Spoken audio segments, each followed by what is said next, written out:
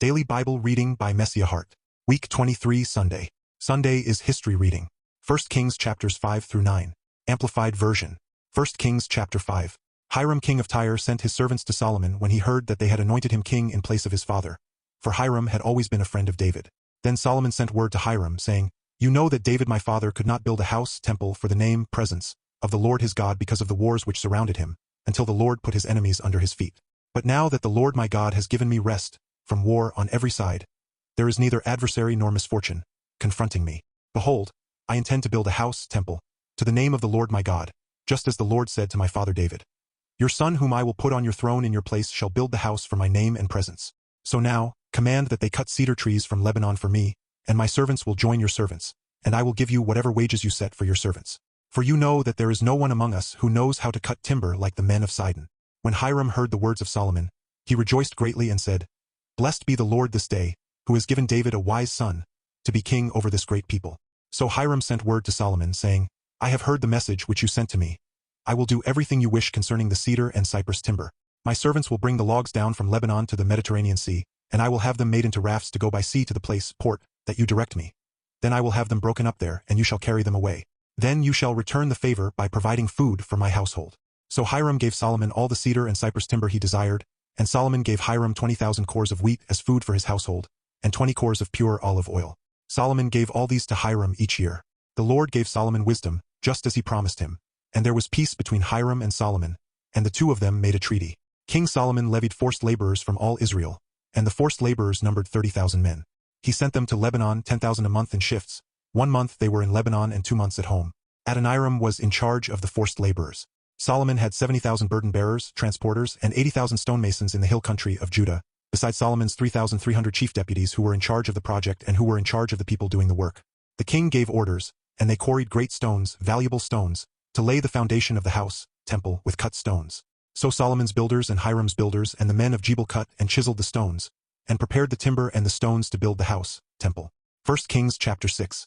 Now it came about in the 480th year after the Israelites came out of the land of Egypt, in the 4th year of Solomon's reign over Israel, in the month of Ziv, April-May, which is the 2nd month, that he began to build the Lord's house, temple. The length of the house which King Solomon built for the Lord was 60 cubits, 90 feet, its width 30 feet, and its height 30 cubits, 45 feet. The porch in front of the main room of the house, temple, was 20 cubits long, corresponding to the width of the house, and its depth in front of the house was 10 cubits. He also made framed, artistic window openings for the house. Against the wall of the house he built extensions around the walls of the house, around both the main room, holy place, and the Holy of Holies, and he made side chambers all around. The lowest story was 5 cubits wide, the middle was 6 cubits wide, and the third was 7 cubits wide. For he made offsets, niches, in the walls all around on the outside of the house so that the supporting beams would not be inserted into the walls of the house. While it was being built, the house was built of stone prepared and finished, pre-cut, at the quarry, and no hammer, axe, or iron tool of any kind was heard in the house while it was under construction.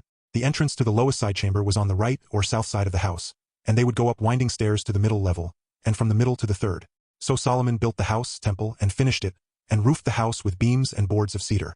Then he built the extensions of rooms against the entire house, each story 5 cubits high, and they were attached to the house with timbers of cedar. Now the word of the Lord came to Solomon, saying, "Concerning this house which you are building, if you will walk in my statutes and execute my precepts and keep all my commandments by walking in them, then I will carry out my word, promises, with you which I made to David your father. I will dwell among the sons, descendants of Israel, and will not abandon my people Israel." So Solomon built the house, temple, and finished it. He built the walls of the interior of the house, that is, the holy place and the Holy of Holies, with boards of cedar, from the floor of the house to the rafters of the ceiling. He overlaid the interior with wood, and he overlaid the floor of the house with boards of cypress. He built 20 cubits on the rear of the house with boards of cedar from the floor to the ceiling. He built its interior as the inner sanctuary, the Holy of Holies. The rest of the house, that is, the temple in front of the Holy of Holies, was 40 cubits long. The cedar on the house within had wood carvings in the shape of gourds and open flowers. Everything was cedar. No stone was visible. Then he prepared the Holy of Holies within the house in order to put the Ark of the Covenant of the Lord there. The Holy of Holies was 20 cubits in length, 20 cubits in width, and 20 cubits in height, a cube, and he overlaid it with pure gold. He also overlaid the cedar altar with gold. Solomon overlaid the interior of the house with pure gold, and he drew chains of gold across the front of the Holy of Holies, inner sanctuary, and he overlaid it with gold. Then he overlaid the entire house with gold, until the whole house was finished. He also overlaid the entire incense altar which was by the Holy of Holies with gold. Within the Holy of Holies he made 2 cherubim, sculptured figures, of olive wood, each 10 cubits high. One wing of the cherub was 5 cubits long, and the other wing was also 5 cubits long. It was 10 cubits from the tip of one wing to the tip of the other. The wingspan of the other cherub was also 10 cubits. The measurements and cut, shape of the 2 cherubim were the same. The height of the one cherub was 10 cubits, as was the other. He put the cherubim above the ark inside the innermost room of the house, and their wings were spread out so that the wing of the one touched one wall, and the wing of the other cherub was touching the other wall, and their inner wings were touching each other in the middle of the house. Solomon also overlaid the cherubim with gold. He carved all the walls of the house all around with carved engravings of cherubim, palm-shaped decorations and open flowers, both the inner and the outer sanctuaries. He overlaid the floor of the house with gold, both the inner and outer sanctuaries. For the entrance of the Holy of Holies, he made 2 folding doors of olive wood, the lintel, header above the door, and 5-sided doorposts, frames. So he made 2 doors of olive wood, and he carved on them carvings of cherubim, palm-shaped decorations and open flowers, and overlaid them with gold, and he hammered out overlays of gold on the cherubim and palm decorations. Also he made for the entrance of the outer sanctuary, the holy place, 4-sided doorposts, frames of olive wood and 2 doors of cypress wood. The 2 leaves of the one door turned on pivots and were folding, and the 2 leaves of the other door also turned on pivots. He carved cherubim, palm-shaped decorations, and open flowers on the doors, and overlaid them with gold evenly applied on the carved work. He built the inner courtyard with 3 rows of cut stone and a row of cedar beams. In the 4th year of King Solomon's reign, the foundation of the Lord's house was laid. In the 2nd month, Ziv, April-May. In the 11th year of King Solomon's reign, in the month of Bul, October-November. That is, the 8th month, the house was finished throughout all its parts and in accordance with all its specifications. So he built it in 7 years. 1 Kings chapter 7. Now Solomon built his own house, palace, in 13 years, and he finished all of his house in that time. He also built the house of the forest of Lebanon. Its length was 100 cubits, 150 feet. Its width 50 cubits, 75 feet. And its height 30 cubits, 45 feet. Upon 4 rows of cedar pillars, with cedar beams upon the pillars. And it was covered with cedar, as a roof, on the supporting beams that were upon the 45 pillars, 15 in each row. There were artistic window frames in 3 rows, and window was opposite window in 3 tiers. All the doorways and doorposts and windows had squared artistic frames, and window was opposite window in 3 tiers. He also made the hall of pillars. Its length was 50 cubits, 75 feet, and its width 30 cubits, 45 feet. There was a porch in front and pillars and a threshold in front of them. He made the hall for the throne where he was to judge, the hall of judgment. It was paneled with cedar from one floor to another floor. His house where he was to live, the other courtyard behind the hall, was of similar workmanship. Solomon also made a house like this hall for Pharaoh's daughter, whom he had married. All these were of expensive stones, of stone cut according to measure, sawed with saws inside and outside.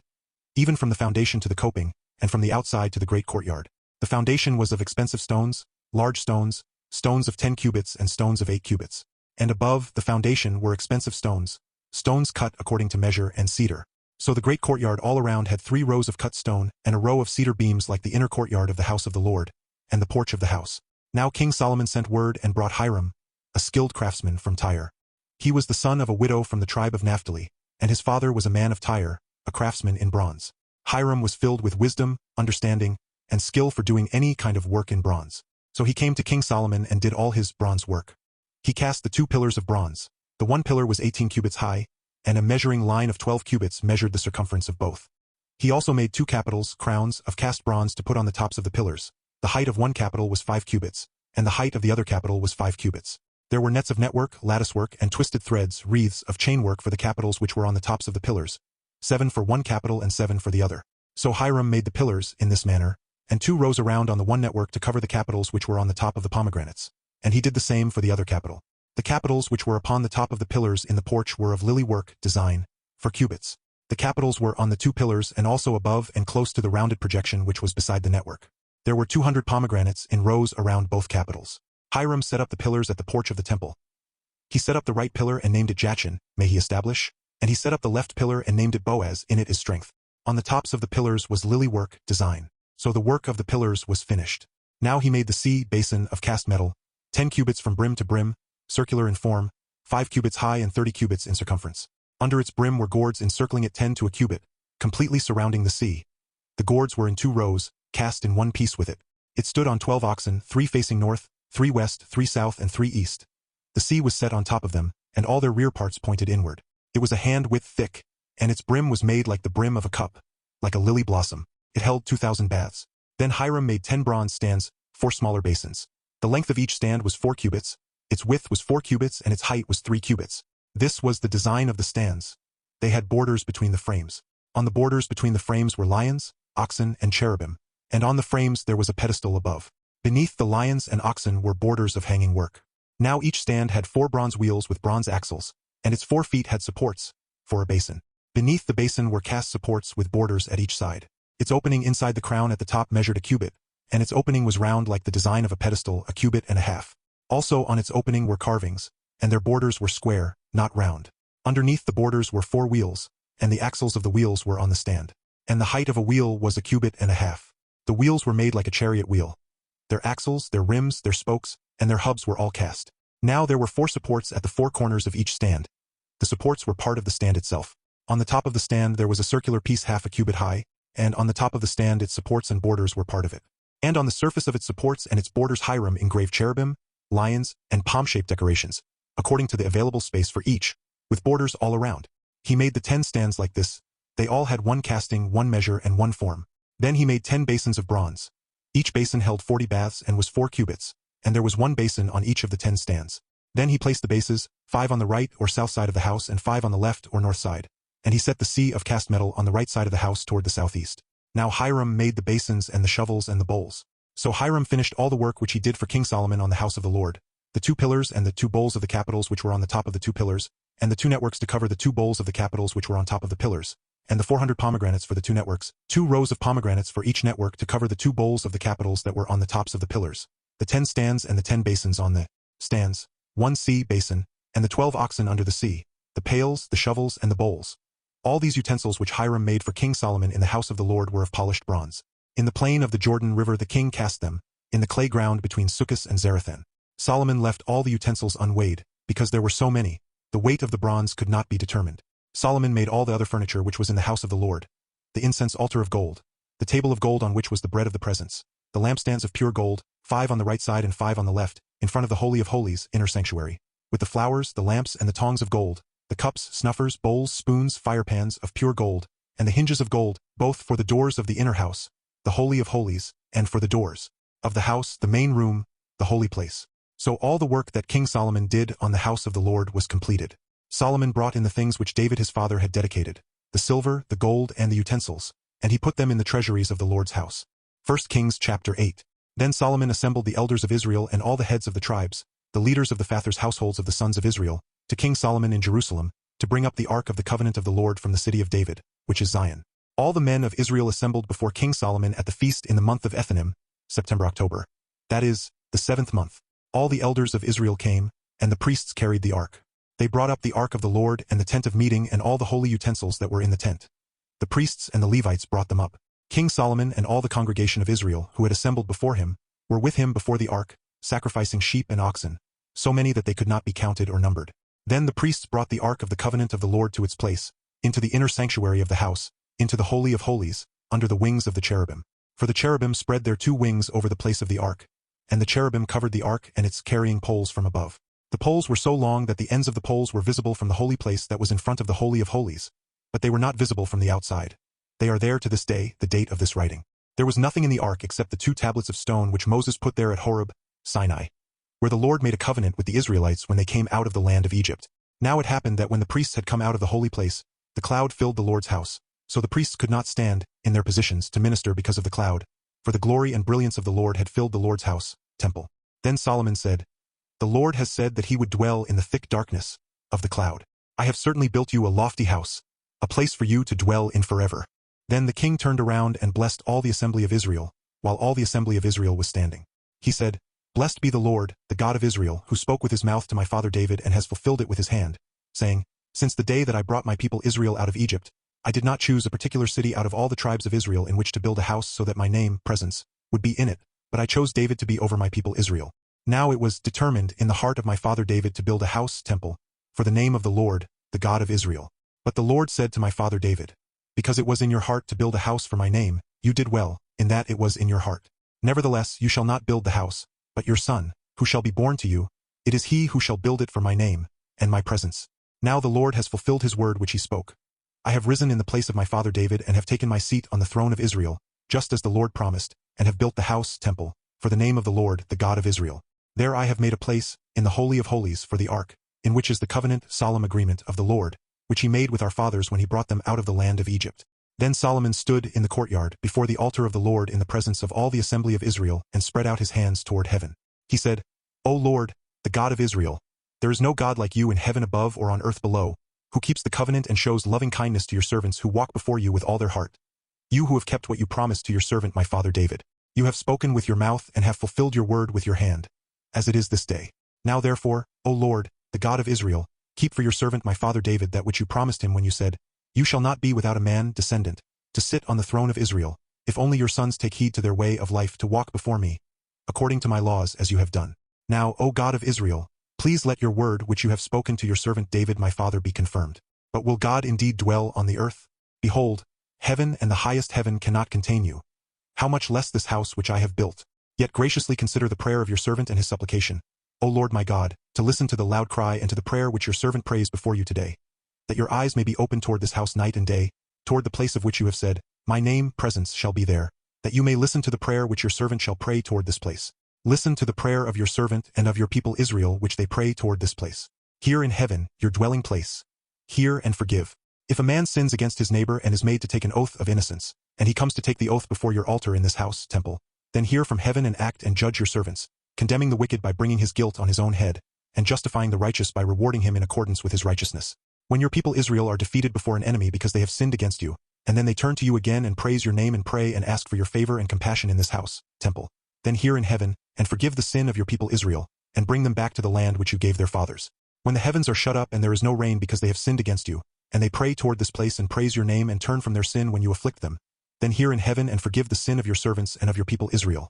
Indeed, teach them the good way in which they should walk live, and send rain on your land which you have given to your people as an inheritance. If there is famine in the land, or if there is pestilence, plague, blight, mildew, migratory locusts, or grasshoppers, if their enemy besieges them in the land of their cities, whatever affliction or plague, whatever sickness there is, whatever prayer or pleading is made by any individual, or by your people Israel, each knowing the affliction of his own heart, and spreading his hands out toward this house, then hear in heaven your dwelling place, and forgive and act and give to each, according to his ways, whose heart, mind, you know. For you and you alone know the hearts of all the children of men, so that they may fear you with reverence in all the days that they live in the land which you have given to our fathers. Moreover, concerning a foreigner who is not of your people Israel, but comes from a far, distant country for the sake of your name, to plead with you, for they will hear of your great name, your strong hand of power, and outstretched arm.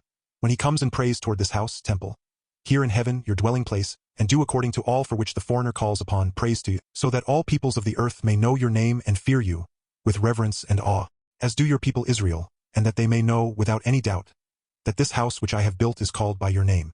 When your people go out to battle against their enemy, by whatever way you send them, and they pray to the Lord toward the city which you have chosen and the house that I have built for your name and presence, then hear in heaven their prayer and their pleading, and maintain their right and defend their cause.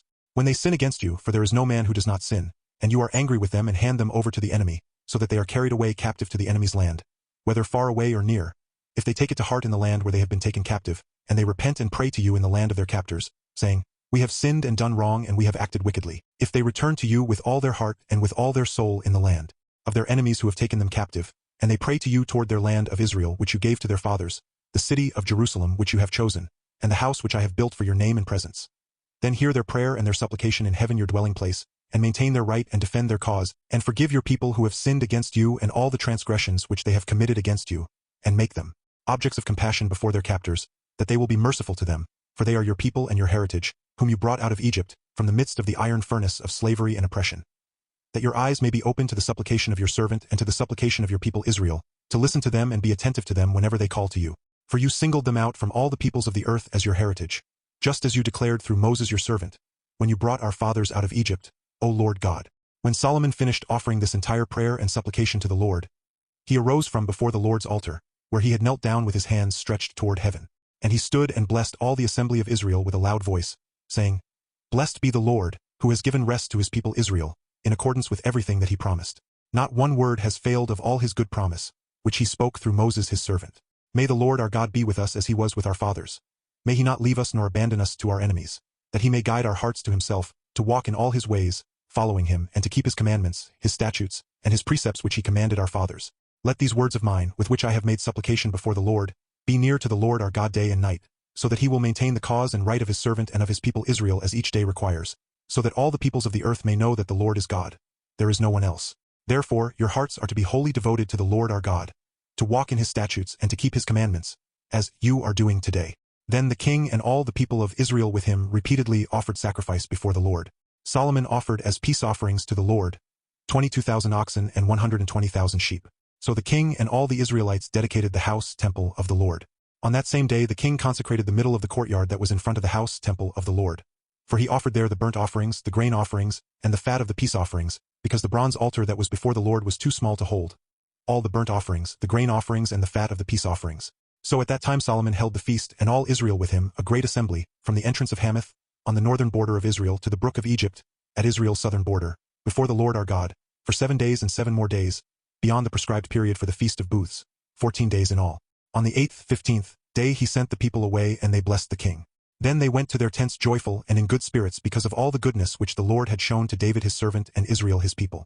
1 Kings chapter 9. Now it happened when Solomon had finished building the house temple of the Lord and the king's house, palace, and all else which he was pleased to do, that the Lord appeared to Solomon a second time, just as he had appeared to him at Gibeon. The Lord told him, "I have heard your prayer and supplication which you have made before me. I have consecrated this house which you have built by putting my name and my presence there forever. My eyes and my heart shall be there perpetually. As for you, if you walk live your life before me, as David your father walked, in integrity of heart and in uprightness, acting in accordance with everything that I have commanded you, and will keep my statutes and my precepts, then I will establish the throne of your kingdom over Israel forever, just as I promised your father David, saying, you shall not be without a man descendant on the throne of Israel. But if you or your sons turn away from following me, and do not keep my commandments and my statutes which I have set before you, but go and serve other gods and worship them, then I will cut off Israel from the land which I have given them, and I will cast out of my sight the house which I have consecrated for my name and presence. Then Israel will become a proverb, a saying, and a byword, object of ridicule, among all the peoples. This house, temple, will become a heap of ruins. Everyone who passes by will be appalled and sneer and say, why has the Lord done such a thing to this land and to this house?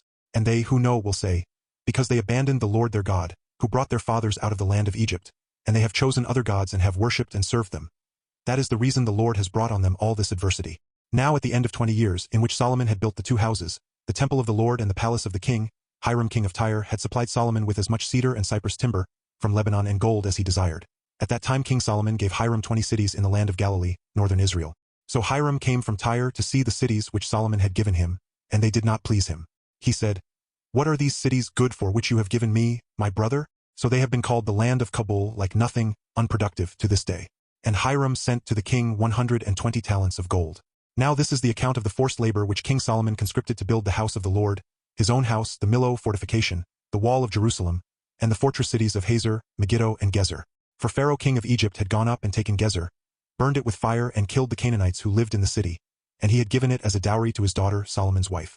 So Solomon rebuilt and fortified Gezer and lower Beth-horon, Baalath and Tamar in the wilderness, in the land of Judah, and all the storage cities, for surplus provisions, which Solomon had, and the cities for his chariots and cities for his horsemen, and whatever it pleased Solomon to build in Jerusalem, in Lebanon, and in all the land under his rule. As for all the people who were left of the Amorites, Hittites, Perizzites, Hivites, and Jebusites, who were not of the sons, descendants of Israel, their children who were left after them in the land, whom the Israelites were unable to completely destroy, from them Solomon levied, conscripted, forced laborers, even to this day, the date of this writing. But Solomon did not make slaves of the sons of Israel. For they were men of war, soldiers, his servants, his officers, his captains, his chariot commanders, and his horsemen. These were the chief officers who were over Solomon's work, 550, who ruled over the people doing the work. As soon as Pharaoh's daughter came up from the city of David to her house which Solomon had built for her, then he built the Millo fortification. 3 times a year, during the major annual festivals, Solomon offered burnt offerings and peace offerings on the altar he had built to the Lord, and he burned incense with them before the Lord. So he finished the house of the Lord. King Solomon built a fleet of ships in Ezion-Geber, which is near Elath on the shore of the Red Sea, Sea of Reeds, in the land of Edom, and Hiram king of Tyre sent his servants with the fleet, sailors who knew the sea, along with the servants of Solomon. They came to Ophir and took 420 talents of gold from there, and brought it to King Solomon.